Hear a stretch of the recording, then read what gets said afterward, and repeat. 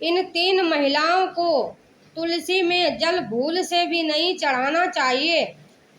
दोस्तों, एक समय की बात है, देवी सत्यभामा भगवान श्री कृष्ण के पास आती है और उनसे पूछने लगती है, हे प्रभु, पहले आपने मुझे तुलसी को जल देने का और तुलसी के पास दीपक जलाने का महात्म्य सुनाया था, किंतु हे प्रभु, आज मैं आपके पास यह जानने के उद्देश्य से आई हूँ कि तुलसी को जल चढ़ाने के नियम क्या हैं।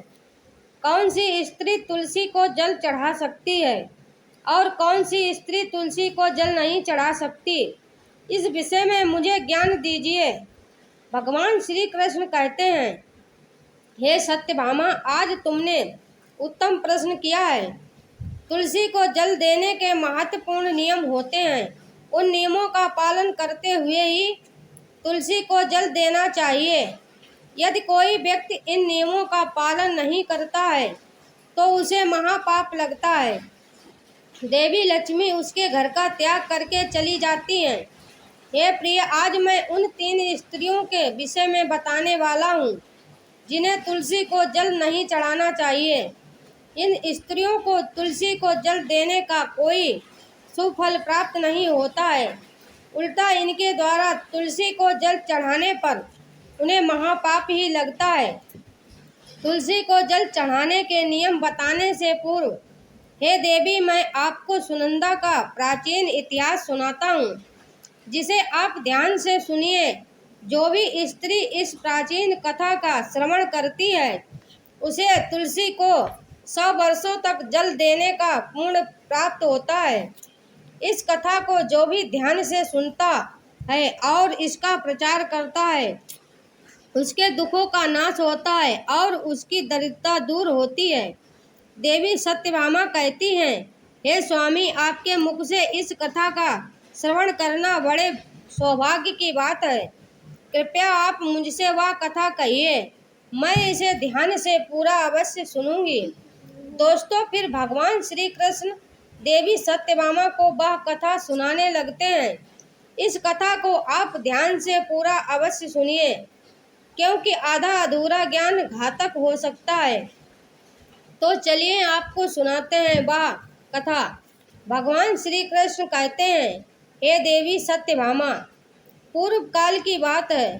दक्षिण देश में एक अत्यंत शोभामान नगरी थी। उस नगरी में सुदेव नाम का एक ब्राह्मण निवास करता था। सुदेव बहुत ही विद्वान और शास्त्रों में पारंगत था। उसने वेदों का भी अध्ययन किया था। उसी के नगर के पास एक नगर था।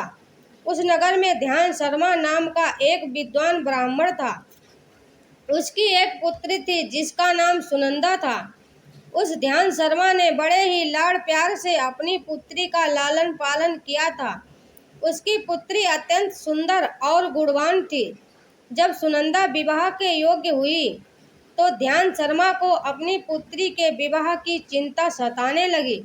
इसीलिए उसने अपनी पत्नी से कहा, हे प्रिय, हमारी पुत्री अब जवान हो चुकी है, इसीलिए अब इसका विवाह हमें कर देना चाहिए।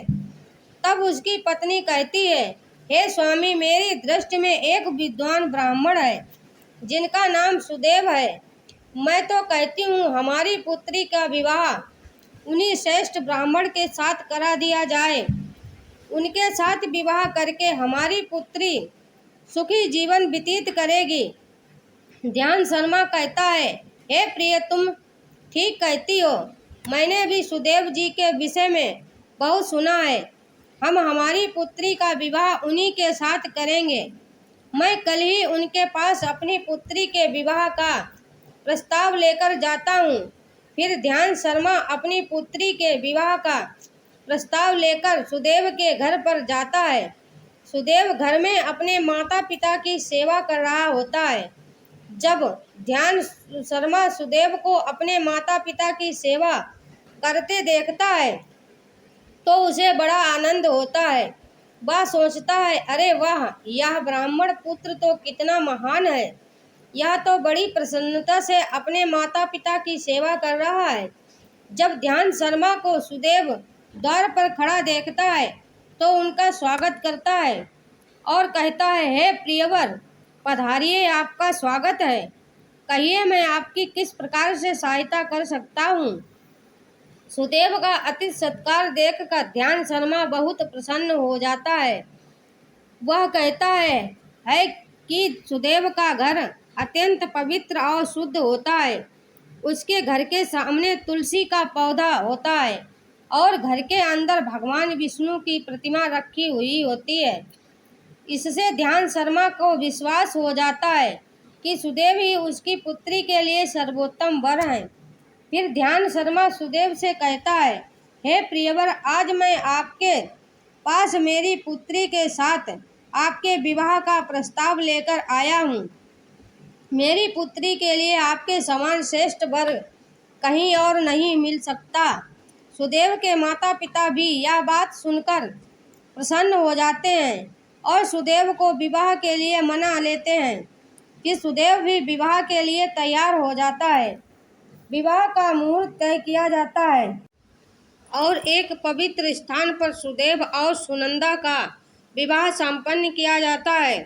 सुनंदा के सुंदर और मनमोहक रूप को देखकर सुदेव बहुत प्रसन्न होता है। सुनंदा अत्यंत गुणवान और चरित्रवान स्त्री थी। विवाह के बाद जब सुनंदा सुदेव के घर पर जाती है तो वह अपने पति और सास ससुर की बड़ी सेवा करती है। अपनी मधुर वाणी और कार्यों से वह सभी के मन को जीत लेती है। सुनंदा के ससुराल वाले भी उसके कार्य से बहुत संतुष्ट रहते हैं। सुनंदा नित्य अपने पति से पहले जागकर घर का आंगन साफ करती थी, फिर घर के अंदर साफ सफाई करके स्नान किया करती थी। स्नान करके वह नित्य तुलसी को जल देती थी और फिर पूजा घर में जाकर भगवान विष्णु और माँ लक्ष्मी की पूजा किया करती थी। फिर भोजन बनाकर उसमें तुलसी पत्र डालकर भगवान विष्णु को भोग लगाया करती थी। उसके बाद वह अपने पति को भोजन कराकर फिर खुद भोजन किया करती थी। रात को वह पति के चरण दबाकर उसके सो जाने के बाद सोया करती थी। सुनंदा के अंदर एक पतिव्रता नारी के सभी लक्षण थे और वह अपने पति को ही परमेश्वर मानकर उनकी सेवा करती थी। सुनंदा ने कभी अपने पति के अलावा अन्य पुरुष के विचार में नहीं किया था। वह सत्य धर्म का पालन करने वाली और धर्म कार्य करने वाली स्त्री थी। उसने कभी कोई अशुभ कार्य नहीं किया। सुनंदा के ऐसे सात्विक और सरल स्वभाव को देख देवी सत्यभामा कहती हैं, देवी लक्ष्मी उन्हीं स्त्रियों पर अपनी कृपा दृष्टि बनाए रखती हैं जो पतिव्रता होती हैं और जो सत्य धर्म का पालन करती हैं। सुनंदा के अंदर वो सभी लक्षण थे जो एक श्रेष्ठ पतिव्रता नारी के अंदर होने चाहिए। लेकिन आगे मैं तुम्हें बताऊंगा कि सुनंदा की एक भूल के कारण देवी लक्ष्मी उसके घर को त्याग के कैसे चली गईं। एक दिन सुनंदा का पति अत्यंत कामातुर होकर सुबह स्नान करने के पश्चात सुनंदा के पास आया और उसने सुनंदा के साथ शारीरिक संबंध स्थापित किया, जिससे सुनंदा का शरीर अपवित्र हो गया। लेकिन सुनंदा का मन भी काम के प्रभाव में ही था। इससे सुनंदा के शरीर में माया मोह ने प्रवेश कर लिया। शरीर में माया मोह ने प्रवेश करते ही देवी लक्ष्मी ने सुनंदा के घर को त्याग दिया और लक्ष्मी उस स्थान से चली गई। तब से सुनंदा के शरीर में निवास कर रहे उस माया मोह ने उसे सभी धार्मिक कार्यों से वंचित कर दिया। इसका विपरीत प्रभाव सुनंदा के पति पर भी पड़ा और वह भी सदा कामातुर होकर सुनंदा के साथ विहार करने लगा। उसका मन सदैव ही काम वासना में लगा रहता था। फिर एक दिन सुनंदा के पति ने तो सभी सीमाओं का उल्लंघन किया और सुनंदा के मासिक धर्म के दौरान ही उसके साथ संबंध स्थापित किया, जिससे सुनंदा के शरीर में निवास कर रहा ब्रह्म हत्या का पाप उसके पति के शरीर में प्रवेश कर गया। हे देवी सत्यभामा, जब स्त्री मासिक धर्म से होती है तो उसके शरीर में 3 दिनों तक ब्रह्म हत्या का पाप निवास करता है, क्योंकि ब्रह्मदेव ने इंद्र के शरीर से ब्रह्म हत्या का पाप निकालकर बीच जल, अग्नि और अप्सराओं को ग्रहण करने के लिए कहा था। उसी समय से स्त्रियों के शरीर में मासिक धर्म के दौरान ब्रह्म हत्या का पाप निवास करता है, और जो भी पुरुष मासिक धर्म के दौरान स्त्री को स्पर्श करता है तथा उसके साथ संबंध बनाता है तो यह पाप उसके शरीर में प्रवेश कर जाता है। वही ब्रह्म हत्या का पाप सुनंदा के पति के शरीर के अंदर प्रवेश कर गया और वह जमीन पर गिर गया। उसे तुरंत ही कोढ़ का रोग हो गया। उसका अंग अंग जलने लगा, उसके शरीर पर छाले पड़ गए और वह दर्द से चीखने लगे। हाय, यह मुझसे क्या अपराध हो गया, मेरे द्वारा भयंकर पाप हो गया है। मैंने सब कुछ जानते हुए भी महापाप किया है। अब मेरी रक्षा कौन करेगा? सुनंदा की सास तुरंत उस स्थान पर आ गई तो उसने देखा कि उसका पुत्र कोढ़ के रोग से ग्रसित होकर जमीन पर पड़ा है। वह क्रोध में आकर सुनंदा से कहने लगी, अरे उल्टा, अरे पापनी, तूने ये क्या कर डाला? अपने ही पति का धर्म भ्रष्ट कर डाला। अपने पति की ऐसी हालत देखकर सुनंदा बहुत घबरा गई और जोर जोर से रोने लगी। हे सासू माँ, मुझे क्षमा करो, मुझसे बहुत बड़ा अपराध हो गया है। काम के वशीभूत होकर मेरे द्वारा यह अपराध हो गया है। सुनंदा की सास ने कहा, हे पापनी, तू इस घर से अभी चली जा। तुझ जैसी उल्टा स्त्री को इस घर में नहीं रहना चाहिए। तूने मेरे बेटे के जीवन को नरक बना दिया। सुनंदा कहती है, हे सासू माँ, मैं कहाँ जाऊँ? मेरे पति के अलावा मेरा कोई नहीं है। मैं उन्हें छोड़कर जीवित नहीं रह सकती। सुनंदा की सास कहती है, तू कहीं भी जाकर मर जा, लेकिन अब तू इस घर में निवास नहीं कर सकती। इतना कहकर सुनंदा की सास ने उसे धक्के मारकर घर से निकाल दिया। फिर सुनंदा दुखी होकर घर से निकल गई। उसे अपनी भूल पर बड़ा पश्चाताप हो रहा था।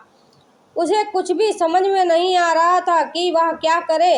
सुनंदा चलते चलते एक वन में जाती है। उसी वन में एक साधु का आश्रम होता है। तब वह उस आश्रम पर सहायता मांगने के लिए जाती है तो वहाँ पर कोई नहीं होता है। सुनंदा उसी आश्रम पर जाकर बैठ जाती है और अपने दोष के विषय में सोचते हुए दुखी होने लगती है।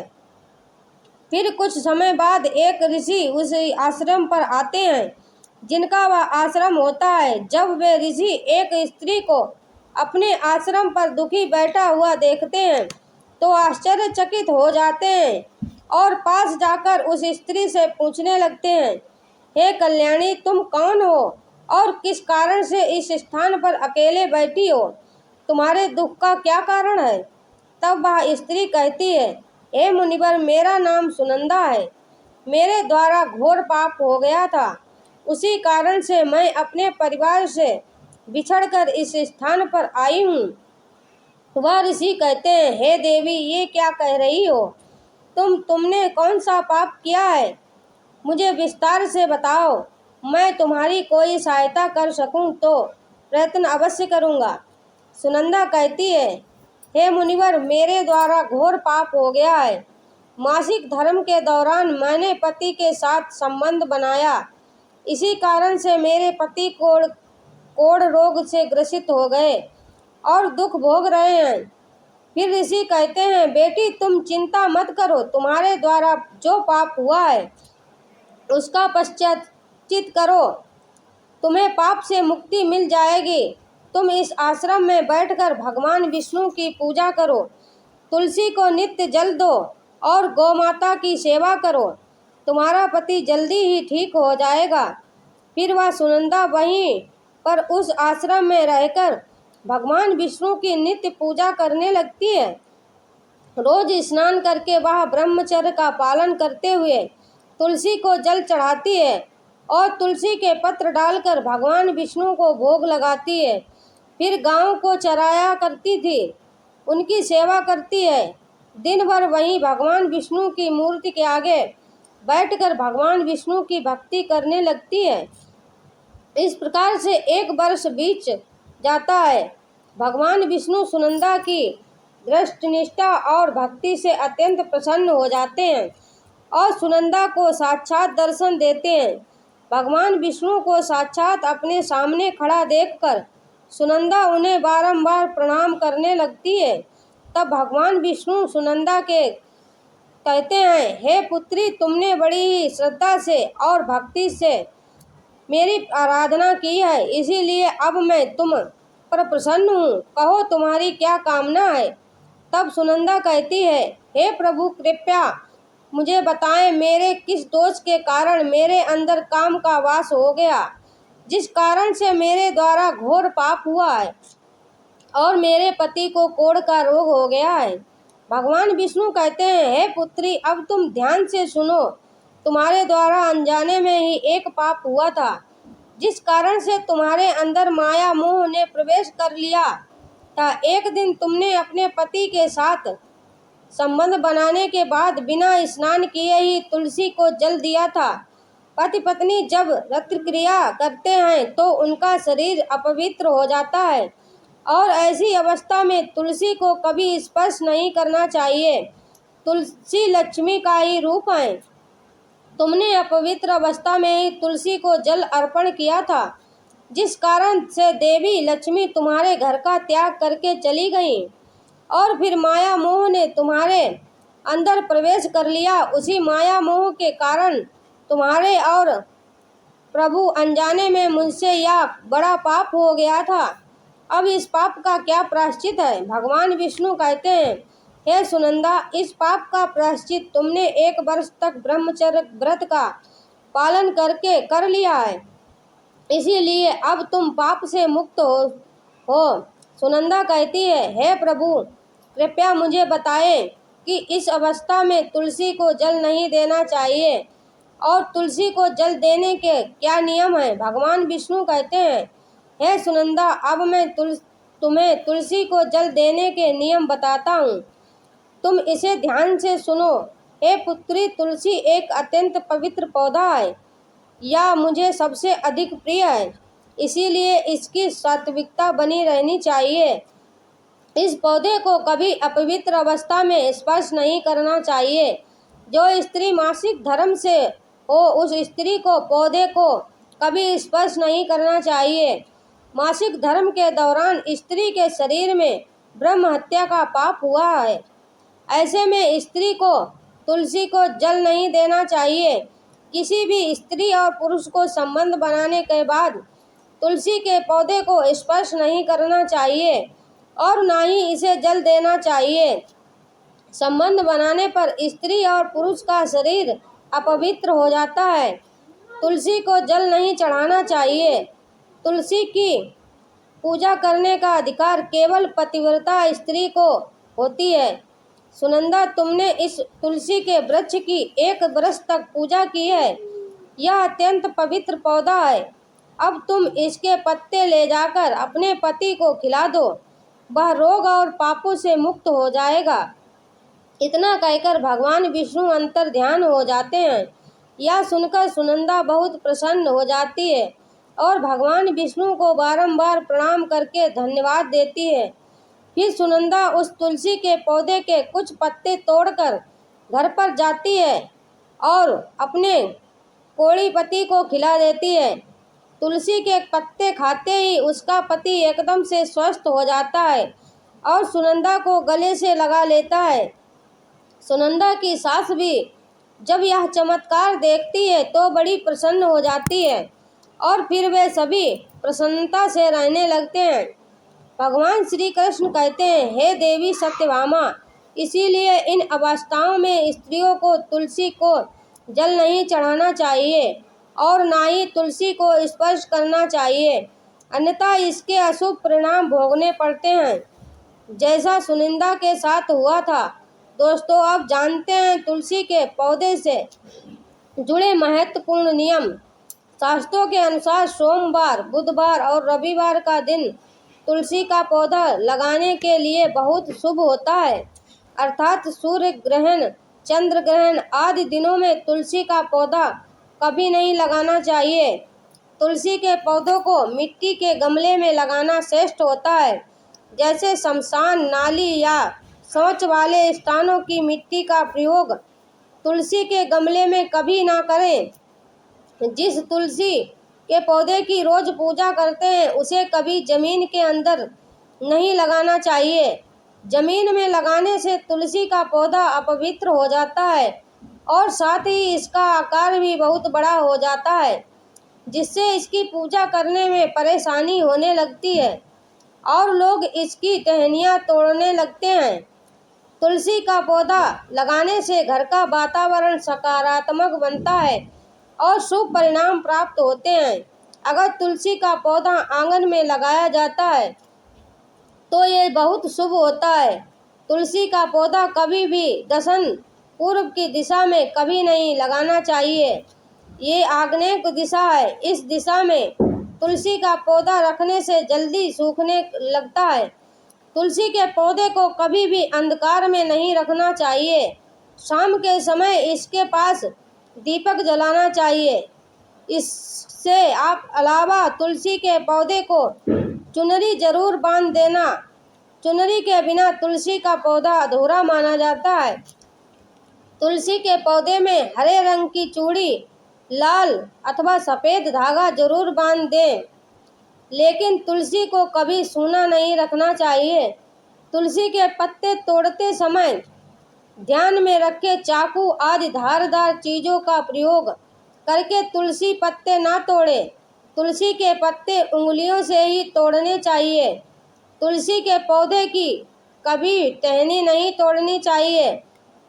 थोड़ा अधिक समय लग सकता है, लेकिन तुलसी का एक एक पत्ता ही तोड़ना चाहिए। जितने आवश्यक हों उतने ही पत्ते लेने चाहिए। पत्ते तोड़ते समय नाखूनों का भी प्रयोग नहीं करना चाहिए। इससे स्त्री का सौभाग्य नष्ट होता है और दुर्भाग्य आता है। एकादशी के दिन तुलसी के पत्ते कभी नहीं तोड़ने चाहिए।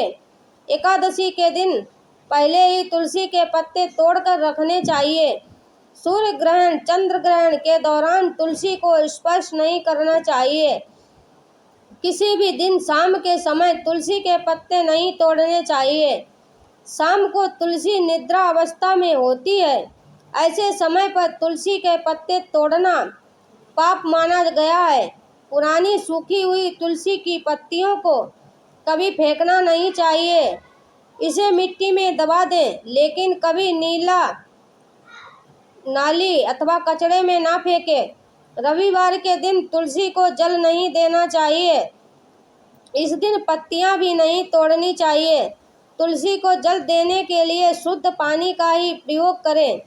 तुलसी को कभी गंदा जूठा पानी नहीं चढ़ाना चाहिए। तुलसी के पौधे को भूल से भी गंदगी वाले स्थान पर नहीं लगाना चाहिए। कई बार महिलाएं तुलसी के पौधे को ऐसे स्थान पर लगाती हैं जो स्थान अपवित्र होता है, जैसे नाली के समीप या जिस स्थान पर बर्तन अथवा कपड़े धोए जाते हैं, उस स्थान पर भी तुलसी का पौधा कभी नहीं लगाना चाहिए। इससे क्या होता है, गंदा पानी तुलसी के पौधे में गिरता है। ये बहुत ही अशुभ माना जाता है। तुलसी में गंदा पानी गिरने से तुलसी अपवित्र हो जाती है। तुलसी को बिना स्नान किए जल भी नहीं देना चाहिए। जो भी स्त्री तुलसी को जल देती है उसे स्नान करके माथे पर सिंदूर लगाकर ही तुलसी को जल देना चाहिए। तभी यह जल तुलसी मैया को स्वीकार है। जो अविवाहित हैं अथवा जिनके पति नहीं है उन्हें सिंदूर लगाने की आवश्यकता नहीं है। ध्यान रहे, तुलसी का पौधा कभी सूखना नहीं चाहिए। ये अशुभ संकेत लेकर आता है। तुलसी का पौधा सूखने पर समझना चाहिए कि घर में नकारात्मक शक्ति का वास है। इसीलिए तुरंत वास्तु उपाय करने चाहिए। गुरुवार के दिन तुलसी के पौधे में कच्चा दूध डालने से माता लक्ष्मी अत्यंत प्रसन्न होती हैं। घर से दुख, दरिद्रता और अशांति समाप्त होती है। गुरुवार के दिन केले के पौधे के साथ तुलसी का भी पूजन करना चाहिए। इससे अथाह धन संपत्ति की प्राप्ति होती है जो कभी खर्च नहीं होता है। केले में भगवान विष्णु और लक्ष्मी में तुलसी में लक्ष्मी माँ का वास है, इसीलिए गुरुवार इनकी पूजा करनी चाहिए। तो दोस्तों, इस प्रकार से भगवान श्री कृष्ण ने देवी सत्यभामा को तुलसी को जल देने का महात्म्य सुना दिया है। आपको यह कथा कैसी लगी कमेंट करके अवश्य बताएं। जानकारी अच्छी लगी हो तो वीडियो को लाइक जरूर करें और कमेंट में जय श्री कृष्ण अवश्य लिखें। साथ ही मेरे चैनल को सब्सक्राइब करें ताकि ऐसी आध्यात्मिक जानकारी आपको प्राप्त हो सके। आप सभी का धन्यवाद। आप सभी का दिन शुभ हो। बोलो जय तुलसी मैया की।